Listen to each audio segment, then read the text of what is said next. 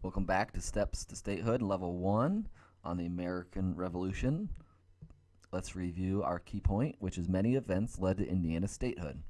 Even after the French and Indian War and the Proclamation of 1763, people still fought for control of North America. Native Americans continued to be pushed off their land in order for Europeans to create settlements and colonies.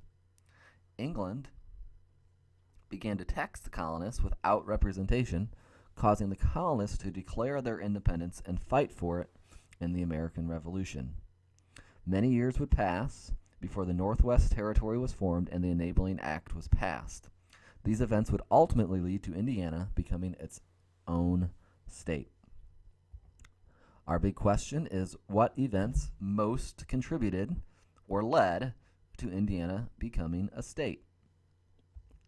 Our first mission in this quest, in this level, is Mission 1, which is on the causes of the American Revolution. Our objective for this mission is to identify the main causes of the American Revolution. So what happened to make the colonists want to start the American Revolution? Our challenges are to answer these questions. What did the British do to the colonists to pay for the cost of the French and Indian War? How did the colonists' feelings toward the British change after the Stamp and Quartering Acts? What caused the Boston Tea Party? And what effect did the Intolerable Acts have on the colonists? Before getting started, we are going to watch about a 3.5-minute video on the causes of the American Revolution. It will give us good background knowledge and some information that we will talk about in our notes following the video.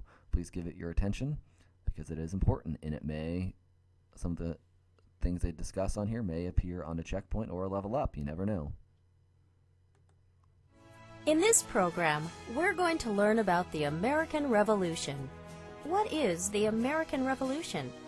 The American Revolution, or the Revolutionary War, is the war fought between Great Britain and the American colonies, through which the colonies won their independence. In 1763, the British had just finished fighting a very costly war, fighting the French over territories in North America. It was called the French and Indian War. At that time, King George III of Great Britain ruled over the British colonies in America. To help pay for the war, Britain began to tax colonists for sugar, paper, and tea, things they used every day. The colonists viewed the taxes as unfair, and they began to protest. Some protests led to fighting. In 1770, during a protest, some colonists were killed by British soldiers. It was called the Boston Massacre. The colonists did not back down. They staged their protests. In 1773, colonists boarded 3 ships in Boston Harbor, disguised as Indians, and threw the cargo of tea into the ocean. The tea was worth a lot of money. King George III responded by imposing what the colonists called intolerable regulations on the colonists. Colonists began to meet in secret. The First Continental Congress was one of these secret meetings. Leaders from 12 colonies met and urged the American people to fight for independence.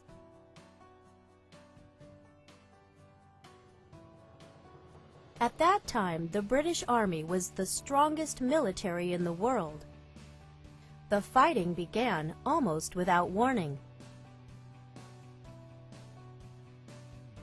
Paul Revere's famous ride let the people of Lexington and Concord, Massachusetts know that the British were planning to attack.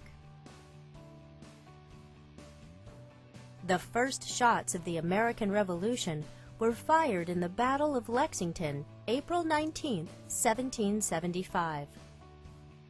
They were referred to as the shots heard round the world. When the Second Continental Congress convened in 1776, the 13 American colonies officially declared their desire for independence from Great Britain with the Declaration of Independence.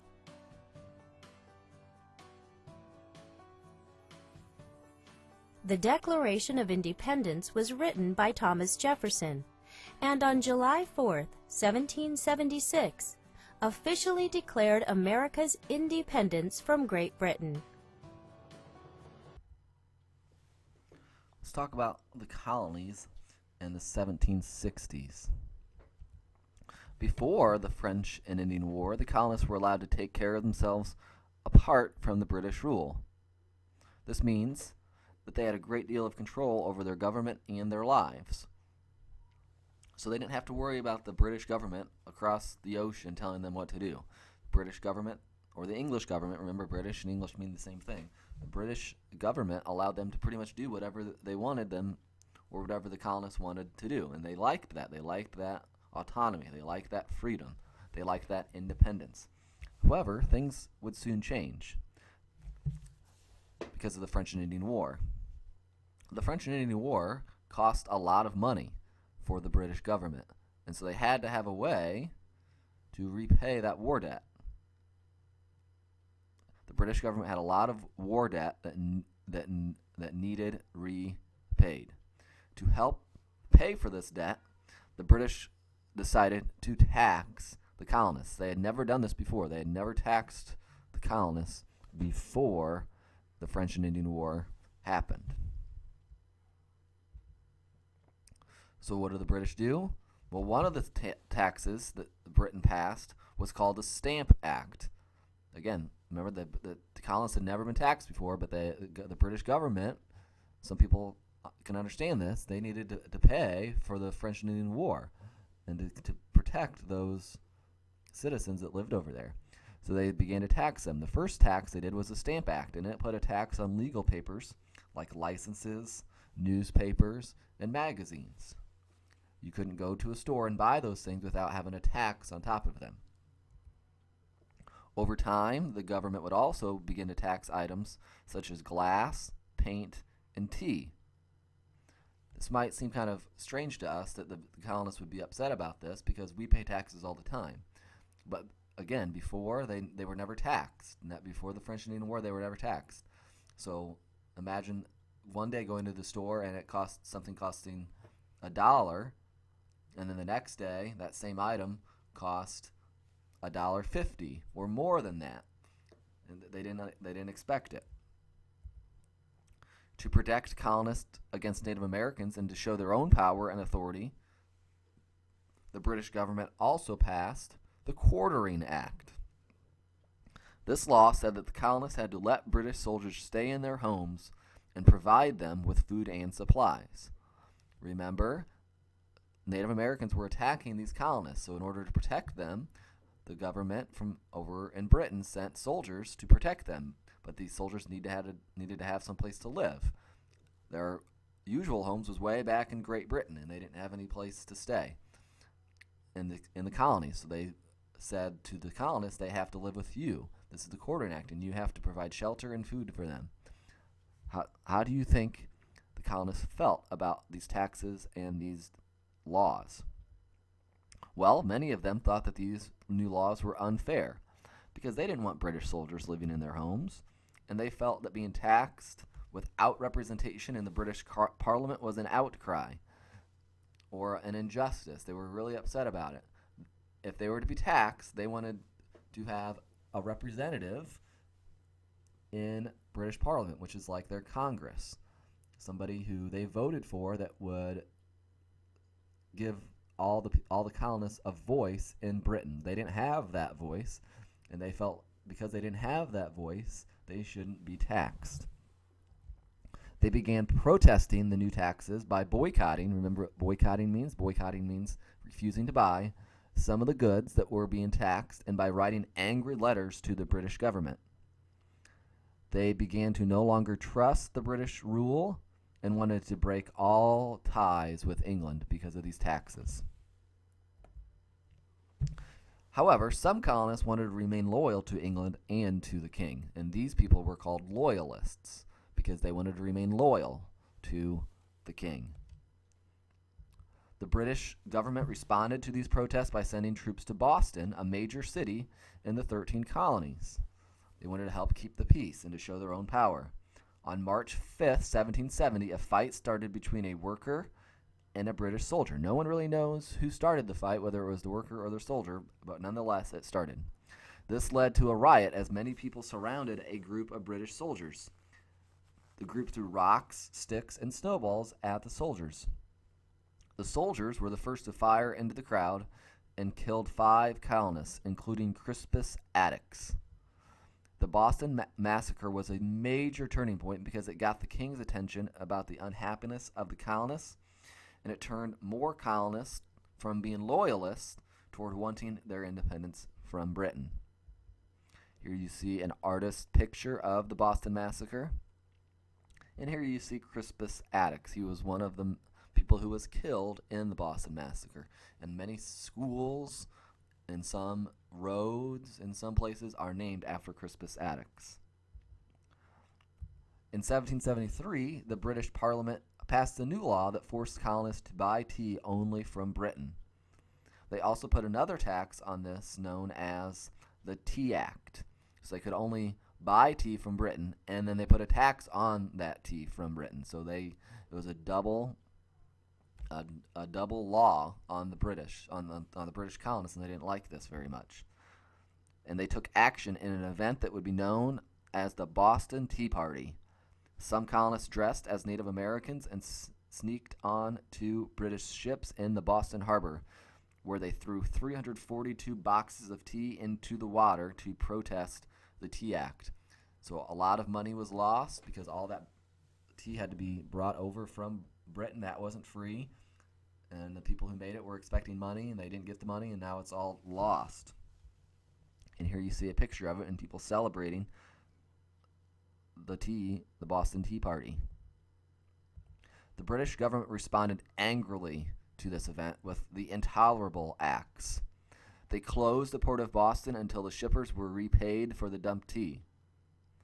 The king put governors in power in the colonies and gave them a lot of power over the colonists. And British soldiers, again, could live in the homes of the colonists. So the British were not happy about this at all. The colonists organized the Continental Congress, which you saw in the video, and said that the intolerable acts were unlawful. Intolerable means that they couldn't tolerate them. They did not like them. That's the name that the colonists gave all of these different laws. All of these things led to the Declaration of Independence, because as anger grew, more colonists began to call for independence from Great Britain. Eventually, that anger would turn into war.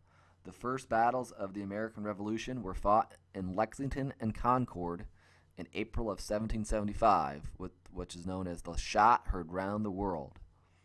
The British were fighting to keep control of the colonies, but the colonists, called the Patriots, were fighting for their independence. On July 4th, 1776, the Continental Congress met in Philadelphia to sign the Declaration of Independence.